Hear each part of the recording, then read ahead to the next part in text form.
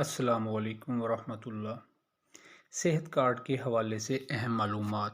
Viewers, ہم آپ کو بتائیں گے کہ آپ صحت کارڈ کو کس طرح استعمال کر سکتے ہیں۔ صحت کارڈ کے ذریعے آپ کون سی بیماریوں کا علاج کروا سکتے ہیں اور صحت کارڈ کے ذریعے آپ کو ایمبولینس یا کرایہ کی مد میں اور تجہیز و تدفین کے لیے کتنے پیسے یا خرچہ مل سکتا ہے۔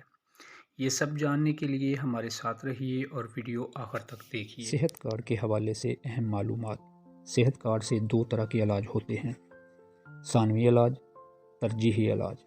ثانوی علاج میں زچگی شامل ہے، جس میں نارمل ڈلیوری، سی ایکشن، آپریشن، زچگی کی پیچیدگیاں، پیدائش سے پہلے 4 بار معائنہ، پیدائش کے بعد 1 بار معائنہ، نوزائیدہ بچے کا 1 بار معائنہ، اس میں داخلے سے 1 دن قبل کی ادویات اور ہسپتال سے اخراج کے بعد مزید 5 دن کی ادویات بھی شامل ہیں۔ ترجیحی علاج میں شامل بیماریاں: